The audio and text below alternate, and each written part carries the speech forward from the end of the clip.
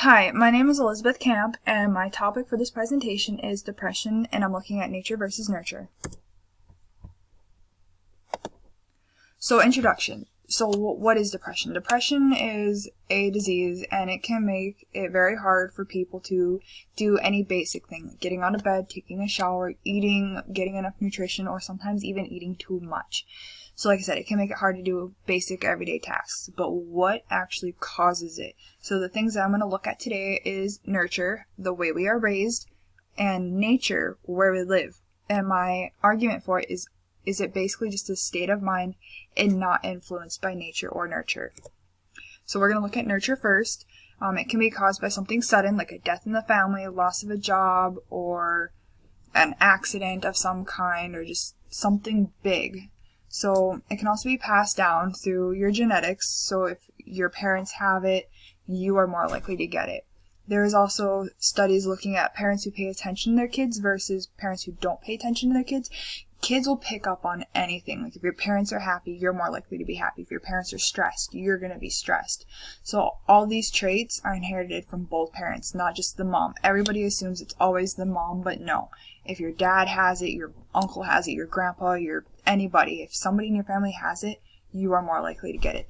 So doctors, like I said, they'll look to see if mental illness is run in the family, and then they will check to see how likely it is for the child to pick it up. So if they see it goes back generations, then there is a chance that you will more than likely pick it up. So, like I said, trauma, it can have a huge impact on your mental state of mind, and it can trigger depression. Trauma can include anything like physical abuse, mental abuse, verbal abuse, or even sexual abuse. So if you are physically getting beaten or you're getting yelled at all the time, all of that can trigger depression in a young adult or even a child. Like I said, children, they will pick up anything they see. So if they see someone hurting themselves, being violent, drinking, smoking, etc., they are more likely to do these things because they think that's normal. That's all they know. So that's what they're going to pick up on. Parenting skills can influence children as well. Good parenting skills can result in happy kids versus poor skills can result in depressed or upset kids. So if your parents aren't treating you right, or if they're just out and about all the time leaving you behind, you will feel depressed. You won't feel good enough. You'll just feel like, what is wrong with me? Versus like, if you have happy parents, you'll be happy, you'll want to spend time with your family, and you just won't have any of those negative effects as if you were having bad parents. Depression and other mental illnesses can be affected by where we live. So this is where we talk about the nature of the effect. Lack of sunshine, lack of vitamin D. Like living up here, we don't have the major sunshine like we would in like California. We are covered with snow almost year round, it feels like. So that lack of sunshine, that lack of vitamin D, it can make us feel depressed, and a lot of that would be seasonal depression. There was a study that I found that they were looking at teenage boys in a prison. They were stuck inside all day. They weren't getting that sunshine, so all of their blood work that they had done showed low dopamine levels, low serotonin levels, and like all of this affected their brain chemistry, and all those chemicals in the brain made them feel more depressed. So like that lack of serotonin, the lack of dopamine will make them feel depressed. And it's not just them, it's everybody. So if we are unhappy with our environment, it'll more than likely make us feel depressed because we're not happy with where we live. Different exposures to different air pollutants can also affect us mentally. Those toxins are absorbed from our bloodstream when we breathe them in, can be sucked into our body through our skin, like if we touch something. All those nasty chemicals are getting into us, and it can affect our brain chemicals in our brain and cause different changes in hormones. And depending on the environment you live in, if you live in the city or out in the country, it can be noisy, and that noise can affect us because we're not getting sleep. It's keeping us up at night, and it can just cause us to be more stressed, and when we're stressed and no sleep, it can cause us to lash out even at the littlest of things. They say sometimes going for a walk to a new place can help cure a sour mood, getting more sun. So even if you live in an area without as much sunshine, drive, go to the beach, go someplace with that sun, go someplace that you know will make you happy. A lot of the studies that I found were done in twins, because twins share the same DNA, so genetically they are the same. So when separated, you can see different personality traits in them. One study was found in a laboring mom who had twins, so twin A and twin B. Right away, she knew they had different personalities. Twin A was wide awake and alert versus twin B was sleepy and quiet. Twin A didn't want to be held, but twin B did. And even when they were growing up and reaching all those milestones, and by milestones we're looking at rolling over, walking, talking, crawling, all of that, twin B reached all of them first. It took twin A a little bit of watching and studying to be able to do those things.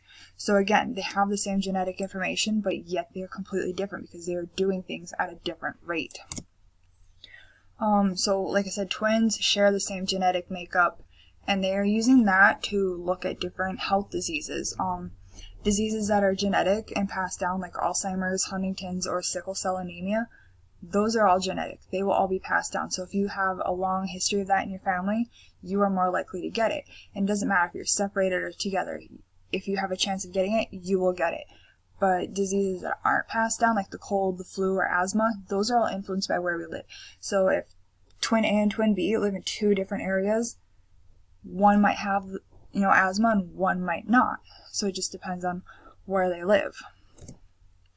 There was another study that I found of triplets, but there wasn't much said about twin C. It was more focused on twin A and twin B. But twin A grew up and went to college. He wanted to go to college, he wanted to do all these things, and a couple years later, twin B decided he wanted to go to school too. So when twin B, turns out they went to the same school. But twin B was getting greeted by all these different people that he did not know. But turns out, they all thought he was twin A. So when they finally met, they realized right away they had the same hair, same face, same eyes, same nose, all those genetic similarities. They were identical. And some of the genetic similarities can cause some same interests, like, for example, they wanted to go to school. And turns out in the article that I read, they also ended up smoking the same cigarettes. That's just something that they picked up on. But they grew up separate from each other, but like I said, they had some similar personalities. Like, they wanted to go to the same school, they were smoking the same thing. There was just all that stuff that they had in common. So like I said, being separated can cause some personality changes. Growing up in different environments can cause slight differences in health. Depending on the environment they grew up with, depending on how their parents are, they will favor those behavior traits presented by their family. So if twin A was in a violent home, he's more likely to going to pick up on those violent behaviors, versus twin B, if he was in a happy home, he's going to be happy and loving and, a wholehearted person. Or if their parents are smoking or drinking, they're going to pick up on that as well, because that is what they grew up knowing. To them, that's normal. So my argument for this is depression is a state of mind. It is not picked up by nature. It's not picked up by nurture. It's just a state of mind. So I said that we should be careful when using the word depression because it could be a misinterpretation of feelings. It's not meant to be a technical word, but more of a metaphorical word. So simply, it's just used to excuse certain behaviors. This state of mind comes and goes in episodes.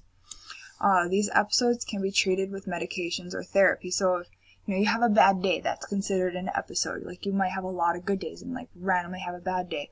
That doesn't mean you're depressed. It just means you have a bad day. So like I said, it's more of a state of mind.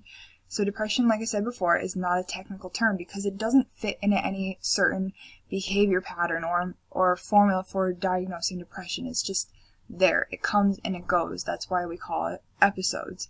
And not all cases of depression are considered physiological. So they're not all, mental or behavioral. Depression is caused by adversity. So like I said, if something goes wrong, it can trigger a bad day. It can trigger depression. Things might not go well at home or with a job. Something happens to a loved one. Those are all considered adverse effects that can trigger some form of depression. But over time, like the loss of a family, you'll grow to grieve a little bit less. So over time, it will resolve on its own. There is a diagnostic tool to screen for mental problems, and to some it was believed to distinguish differences between the healthy and the ill.